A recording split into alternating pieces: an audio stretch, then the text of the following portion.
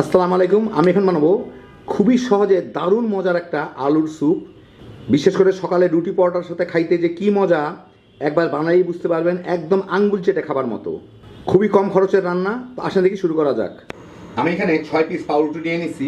এই পাউরুটিগুলা এই বাদামি সাইডটুকু আমি কেটে নিব আর কি, ভিতরে সাদা অংশটুকু খালি নিব।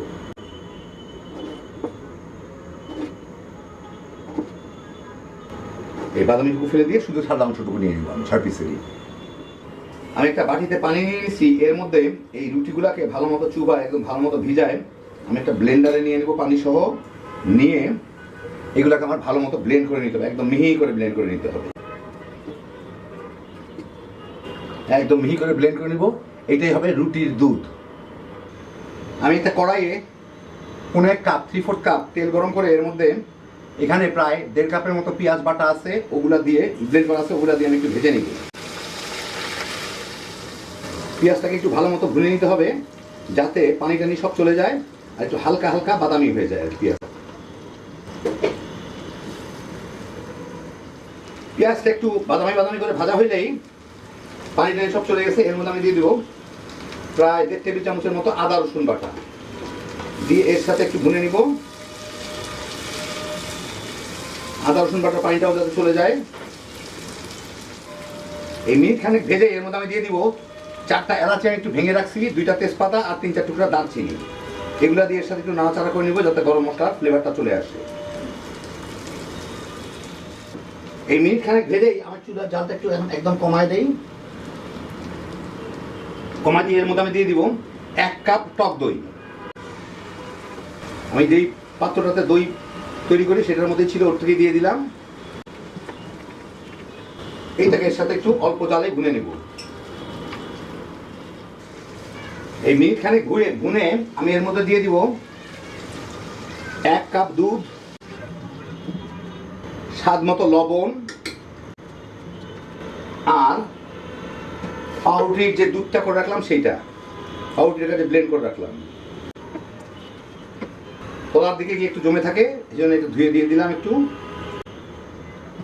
2-3টা কাঁচামরিচ লাল মরিচ দিয়ে দিব। দিয়ে এর সাথে এখন একটু জাল দিয়ে নিব, ফুটাই নিব আর কি। পাউরুটির দুধটা দেওয়ার জন্য এটা কিন্তু ঘন হয়ে যাবে। খেয়ে দেখে লবণ টবণ ঠিক আছে কিনা। হ্যাঁ, লবণ পারফেক্ট আছে। আরেকটা জিনিস দিতে হবে, এখন দিয়ে দিই। কেউ চাইলে দিবেন, না চাইলেন, এটা ক্ষতিকারক না। আগে লোকে ভুল ধারণা ছিল। যাই হোক, একটু টেস্টিং সল্ট 1 চা চামচ, তারও কম, আধা চা চামচের মতো দিলাম। এখন দিয়ে দিচ্ছি একটু টালা জিরার গুঁড়া।